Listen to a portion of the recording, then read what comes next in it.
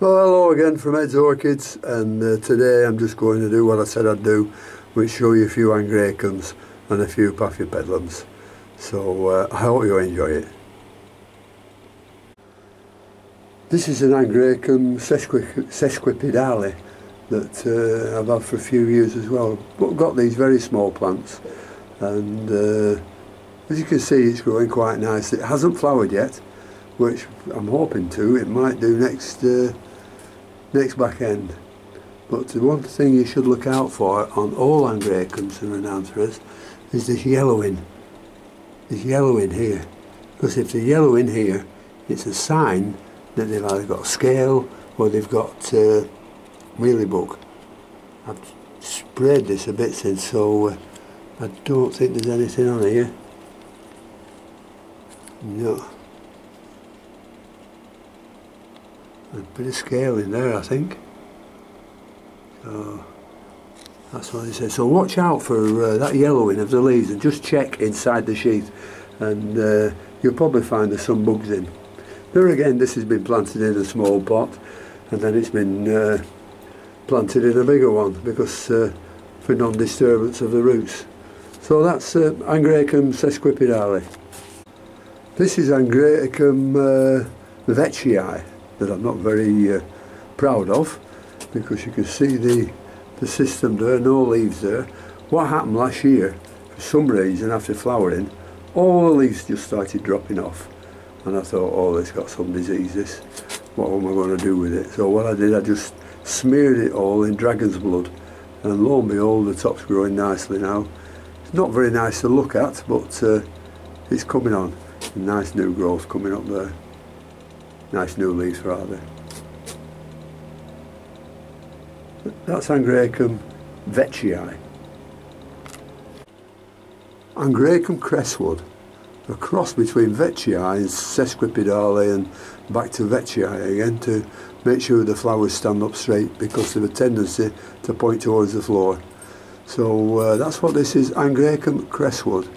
Another one I don't look after much, but I must have had this 8 years, something like that, and it's grown a nice, we might call it cakeys there, but it's ready for taking off.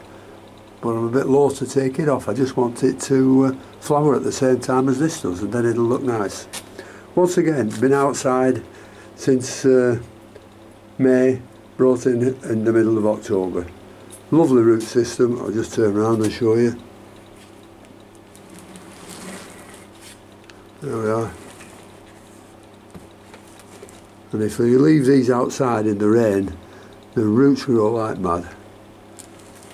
So it's just got 2 spikes on this, so I don't know how many buds it had. It will have, but a bit disappointed, just the 2, because last year it had 4 on. Okay, that's Angraecum crestwood. And here we have a Rhinanthera. I hope you can read that. It's Rhinanthera, well, I'll not pronounce it. That's it. And I must have had this at least 6 years. I got it as a very, very small plant.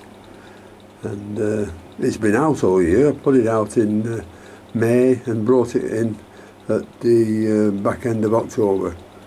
And the first time it flowered, you can see the spike here from the first time it flowered. Here, it had 53 flowers on, you know, the red and yellow ones. They're absolutely gorgeous.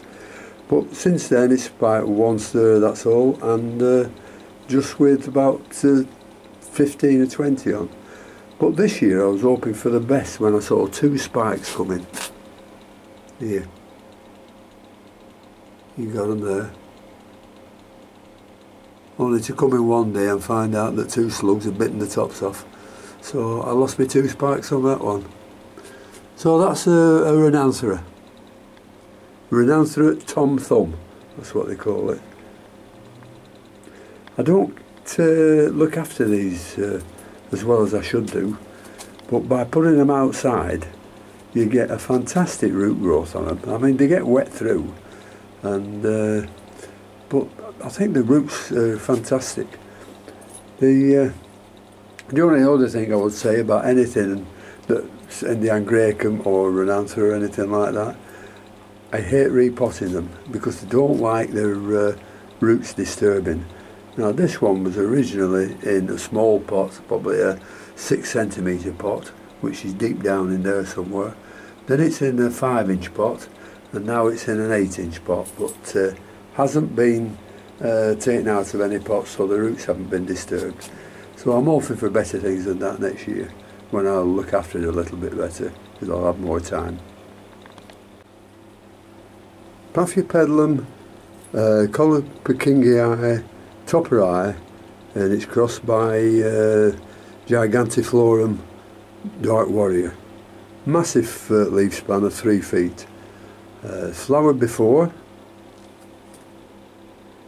here, a couple of years ago, then did nothing, but now it's just putting up a new growth there.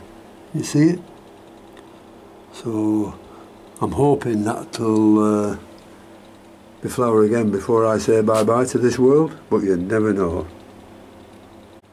This is another massive plant, Paphiopedilum Rothschildianum. Rothschildianum rex, crossed by Mount Millay, I think. Yeah, something like that. This has flowered twice before. Got plenty of new growth there coming up, and I hope it's going to flower again sometime this spring, hopefully. That's Rothschildianum. As I said, another big plant, very heavy. Let's see with the side of my hand how big the plant is. Here's another big plant, Rothschildianum crossed Colopekingii. This is the one that's got a 63-inch leaf span. You can tell how big the leaves are. Look at that one. And same at the other side. But the thing is, the only thing I've got against these is they get heavy, the leaves, and then they just bend. They just bend there and break, just like this one's doing now. And you see, it just leaves a mark there, and then it'll just break straight across there. This has flowered. No, hasn't. But it looks like it might start there and there. So if this gets 2 spikes on it this spring, well, that's going to be a real beauty. That's Rothschildianum cross Colopekingii. Lovely root system on it. See if I can show you. Ooh, absolutely covering. Bit loath to repot it just at the moment. Now here's a cracking little plant. It's Paphiopedilum sandrianum. Lovely species with long flowing petals.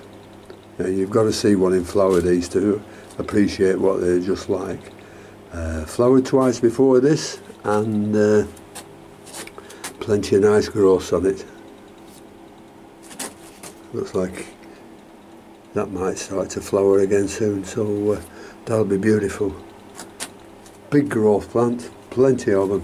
Cost a fortune these buying when they're small, so God knows how much this one's worth. You can see the new growth coming up there. Beautiful. Yet another Rothschildianum. Rothschildianum jamboree crossed perfection. So this should be very nice. Flowered once before. Got nice new growth there coming up, which could flower this spring or spring after, and another nice one there. So that's Rothschildianum, well, Paphiopedilum Rothschildianum. Paphiopedilum Rothschildianum, yet another one. Big plant again. 1, 2, 3, 4, 5 growths on it. Nice growth here. Just maturing. That's where it's flowered from before. This is another new growth maturing. So hopefully that may flower this spring. I don't know. May do. But that's Paphiopedilum rothschildianum.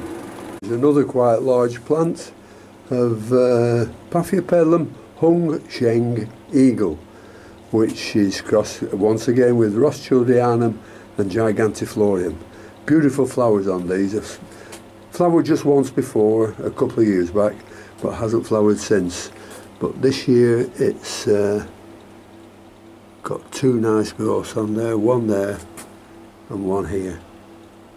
So I'm hoping spring will surprise me with quite a few blooms. That's Hung Sheng Eagle. Another nice plant, Paphiopedilum Lady Isabel. It's Pastonii cross at rothschildianum again. They're nearly all rothschildianum. Here it is. Hasn't flowered. Well, it did. It spiked, and inadvertently I knocked it off. That's a couple of years ago, last year. So this year I'm hoping it's going to flower in spring, early summer for me. Looks like it might be there. You can always tell if they're sending new growths up, or the bud at the bottom round here is swelling. It's like they're getting ready to spike. So keep your fingers crossed from that. Lady Isabel. Another nice one, St. Swithin. You can see the old leaves yellowing there. They'll be dropping off shortly, or I'll be taking them off, you know, to tidy the plant up. Plenty of growth on this one. This should definitely be spiking this time this year. And the only one I have in flower is this cross between Chamberlainianum and Prince Edward of York, which is Carol Odenauer. And I think the colours on this are fantastic. Got 3 blooms on, looks beautiful. But it took it to a show yesterday and it came 3rd, so that wasn't bad. There were 5 in the class. Okay. Well, thanks for watching. I don't want to bore you anymore with showing you any more plants without flowers. Only I'll show you this little experiment I'm doing on this one. I find these difficult, these Phragmipedium caudatum. And so this one I've put on a bit of gorse bark, you know, because sometimes they're terrestrial or semi-terrestrial and sometimes they grow on trees. But since putting this on the cork bark, I've got, it's not cork bark, it's gorse bush. I've got a nice little growth there, so I'm hoping that'll do well and it'll come on. But you can't be sure with these, you know, they can stay like that for 2 years and then bang, they'll just die off. So you've got to be patient, that's what the game's all about. So that's Phragmipedium caudatum. Well, that's all I have to show you for today, so until next time, everybody take care, and I'll see you later. Bye.